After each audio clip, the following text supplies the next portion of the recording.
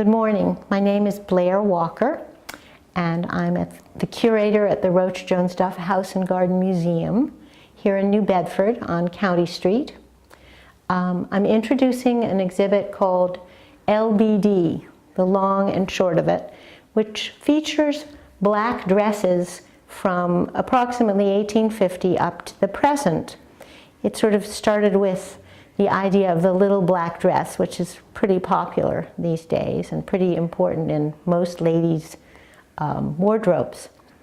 I would say that the inspiration of the exhibit came because we have so many black dresses and objects in our collection. The exhibit is really primarily for summer and fall. I don't have anything velvet purposely because it's too hot to be looking at velvet. But there's some interesting detail work, which I hope I'll show you as we go around. There's handmade lace. Lace also began to be made by machine late in the 19th century. A lot of the buttons that you'll see were in fact are hand-made buttons. They have a little wooden inside to them, but then they're covered by hand with fabric and sometimes trim, and they're quite elaborate and really quite beautiful, wonderful things. We have some that are buried, that were buried in the attic, which I sort of dug out and smoothed out carefully, and they were surprises, which was kind of neat. I mean, I came across some things which I didn't know we even had in the collection, which are treasures because they're so old, and because, of course, before 1850 there were no sewing machines, so a lot of things were handmade before 1850. And during the course of the 19th century, a lot of things were hand sewed as well as machine stitched. So textiles developed. Black was historically a pretty valuable dye because it came from a tree called the logwood tree, which was found in Mexico and the Caribbean. And it was elusive. It didn't hold. It wasn't a fast dye, so that it had to have chemicals added to it. It wasn't something simple like some of the reds and purples which you think of historically coming from insects back in the time of the Roman Empire. Black dye didn't really come until the 16th century. One of the reasons that it would be fun to come and visit the exhibit is to be a little bit in touch with what people used to wear. We have some wonderful exhibits of accessories. We have some terrific tiny, tiny boots that somebody wore in 1850, which are straights. They don't have a right or a left. And the feet were so small, you wonder, how did they even get into those little boots? And then we have some very beautiful fans and some hats, which were made with real feathers, which of course in the early 20th century became something that people were not allowed to use. But before that time, people went haywire with putting fans and hats filled with all different kinds of feathers. The exhibit is really very appealing to women and men. A lot of men have come and said that they loved it too, and I guess it's because they think of their wives or their girlfriends in you know, pretty elegant black dresses when they go out on dates or out for dinner or something like that. So it's interesting to them to see what women wore when they went out of an evening a long time ago. There was a time when women were very modest and their dresses were long. If they showed an ankle, it was, oh my God, you know, it was very shocking. Then there was a period in the middle of the 19th century when a woman by the name of, I can't remember what her first name was, but her last name was Bloomer. She introduced bifurcated garments, which means pants, bloomers, something that covered a woman's legs just like a man. And they were, oh my God, that was shocking. And there was a period when women looked back to Roman and Greek times when there was no lingerie, no underwear. And so things were very soft and drapey, also in the middle of the 19th century. But a lot of the things we have probably, that are historic garments, probably were worn with corsets. And corsets have changed through the ages. There's so much, I mean, textiles and fashion, you know, if you're interested, there is so much to know about it and learn about it. And it really starts with the inside, what people wore inside to help create what the look was outside.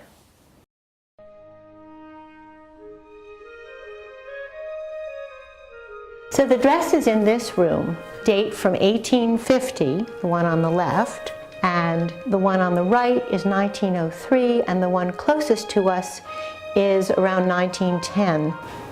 This dress is one that I did find squunched up in a box in the attic, and it was such a treat to unwrap it and discover it. And I found it really just before I had finished setting up the exhibit, so I added it very quickly. But it's a wonderful example of handmade lace appliqued on top of netting, and it has these split sleeves with the trim of the blouse coming through.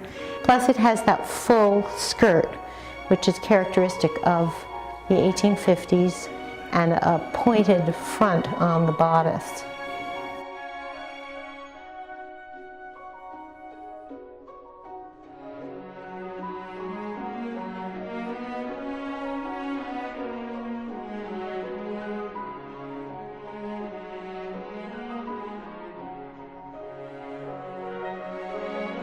So this dress is from 1903, and what's fun about this dress is it has what is called the mono bosom, and it has a real S silhouette, which you probably cannot see from the front, of course. But so the front of the dress sticks out with kind of a puffy look, and then the rear end is stuck out too, and that's partly caused by a corset. Still wearing corsets in 1903, and possibly a little bustle put on the rear. This has some handmade lace also around the neck. And then it also has a lot of machine-made little ruffles and machine-made dotted Swiss netting. Very fun dress. And this dress actually was possibly worn by a member of the Jones family.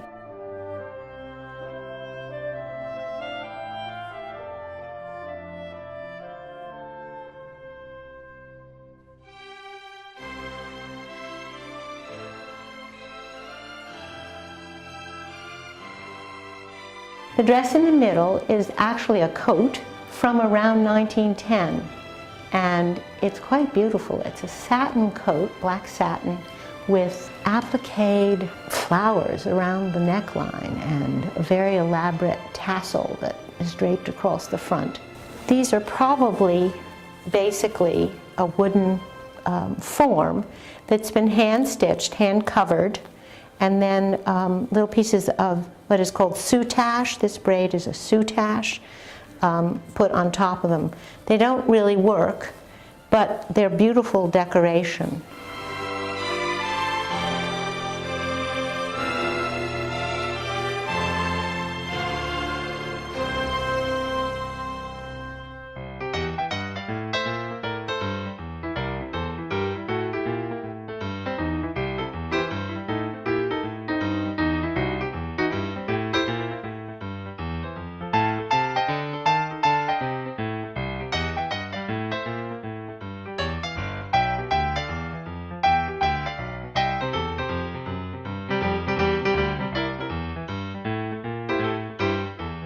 One thing I need to show you is that it has a string here on the back so that she could lift the skirt when she was going over a puddle, or if she was going up the stairs, and for any reason. That's kind of fun. Then the next dress is from early 1930s, and this in fact was worn by somebody in Nancy Crosby's family. It's pretty shapeless, but it has lovely lace and drapey chiffon and that long pearl, look, a little bit like a flapper.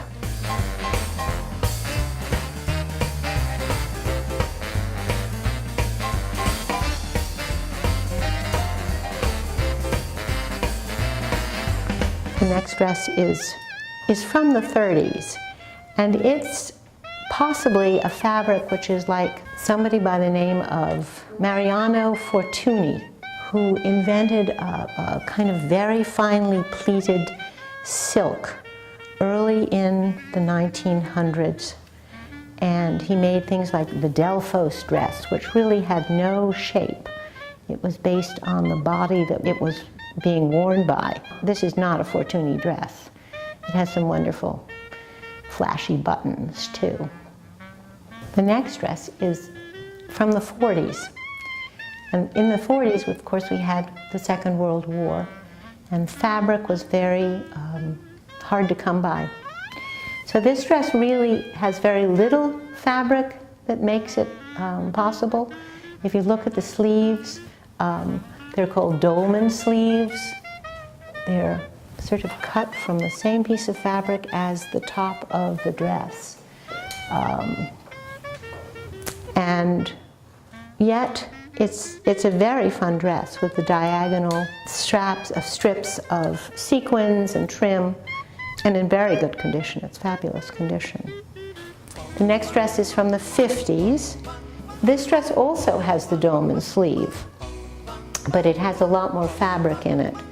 And in the 50s, Christiane Dior introduced the new look, which brought women back to wearing dresses with very cinched waists and often very full skirts. This is a sort of simplified version of something like that. But it used a lot more fabric than something from earlier in the 40s. And it was interesting that it brought back the cinched-in waist, which was not really a corset. But they did sometimes use a long bra, which would hold their middle in. And then they might have a crinoline under the skirt.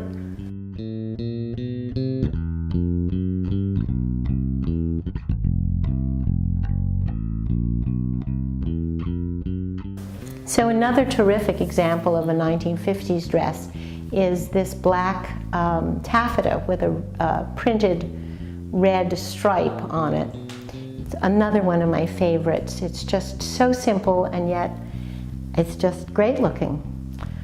The fitted waist and the full skirt.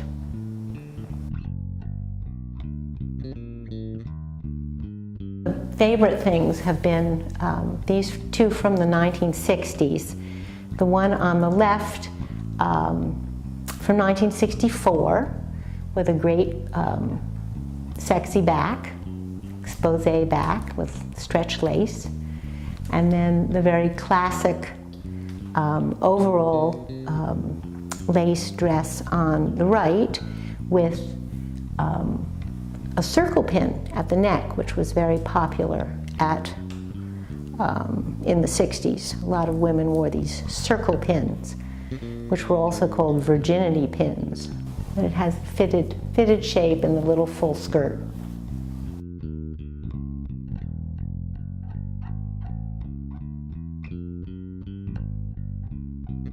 So this dress is the wrap look, and it's from the 70s, 1970s, and we jazzed it up with a brooch on the wrap tie at the woman's left waist. It's just very characteristic of a wrap dress.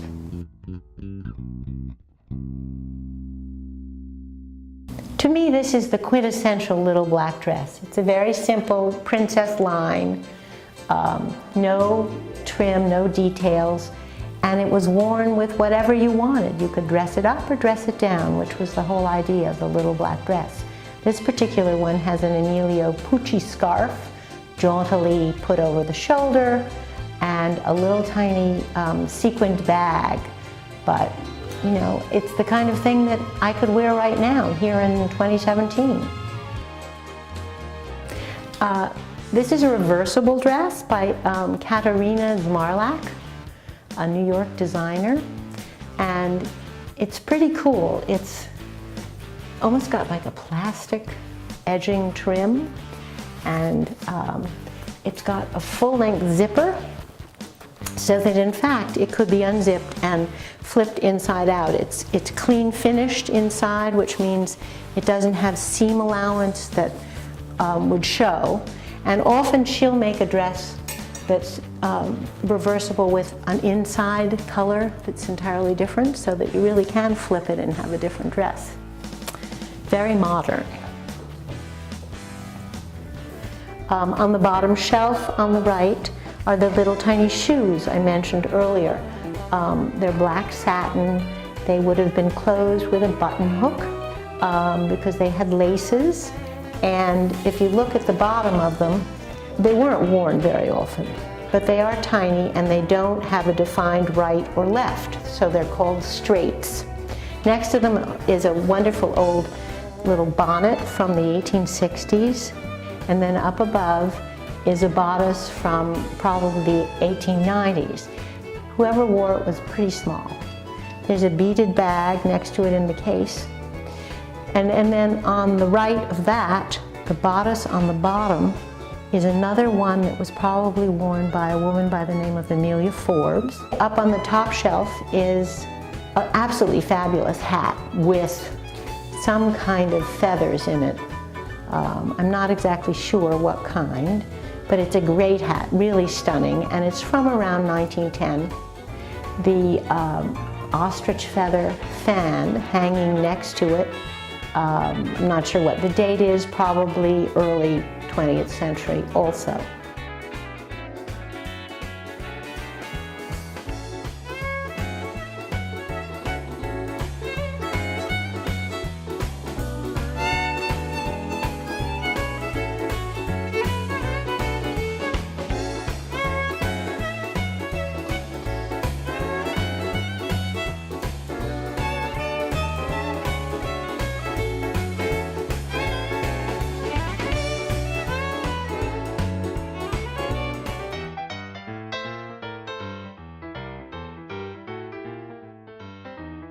This is the bedroom where Beatrice Marceau Duff lived. She was the wife of the third owner, Mark Duff, and the room is set up the way it was when she was here. It's her furniture, her bed. There's a portrait of her over the dresser and a photograph of her husband on the dresser. And the dress in front of the fireplace is one of her dresses from the 1920s, and her hat is on the little table.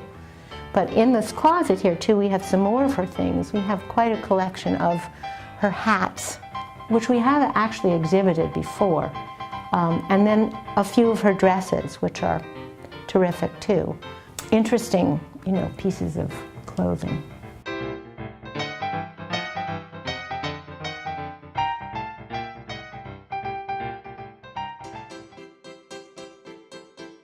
So the bodice in the center case here is from the 1890s, and it is a jet encrusted bodice. In fact, it belongs to the Westport Historical Society, but I borrowed it. And it inspired the sparkle room, which is what I consider this part of the exhibit. It's got gorgeous jet. The work on this bodice is quite gorgeous. I mean, it's basically a black satin bodice that's very fitted, but it has beautiful handmade lace kind of shawl collar, and then this circular motif with the jet beading. And then if you look very closely, the buttons are also jet buttons. It was worn with a black satin skirt, probably, with back fullness again, because the back of the bodice has a little piece that would have laid over the back of the skirt. The bags in this case are probably from around the same period. The one on the left is, has a silver frame, and then there are some mitts, which are partial kind of gloves that a woman would wear. Her fingers would be exposed, maybe her thumb was covered. Sometimes they just covered their arms, but they're called mitts. And then there's a jet reticule bag, which is next to it, and two silver chain bags, which all were characteristic of the turn of the 20th century. The accessories in the collection on the left are pretty modern, most of them. Terrific, crunchy, crusty pearl knockoff of a Chanel necklace. Coco Chanel was actually the woman who was instrumental in inventing the little black dress in the 1920s. And she had a great many little black dresses with pearls. That was the classic look. And this is a takeoff of one of her necklaces. The very high black heeled suede shoes are Manolo Blahnik. And then we have some wonderful sparkly silver shoes and brooches and pins and things, and some other sparkly accessories. And then up above is another one of those fabulous ostrich fans with pearl frame. So the dress here on the left is an all-over sequin dress, shirtwaist style, and that's from the 70s. The dress in the middle is from the 80s. It's kind of a combination of all sorts of things. A fitted look and then a wrap look and a little bit décolleté with that slash down the front. And the dress on the right is just so simple and elegant and has a touch of rhinestones and the cutouts around the middle. And it's spruced up with the sparkly shoulder bag. This top is a fabulous sparkly top with a star motif, and it's an Ole Cassini top. It's actually a jacket, and Ole Cassini was one of Jackie Kennedy Onassis's favorite designers. It's very heavy. It's encrusted with beads. Finally, we have two very contemporary sparkly dresses. The dress on the left could have been worn in the 1920s, but it's from the 2017 years. And the dress on the right, again, is a contemporary dress from the 2016, 2017. They're both encrusted with beads. Probably not jet beads, but they are loaded, and the detail work on it is phenomenal. And they're both so classic that they can be worn again, over and over again.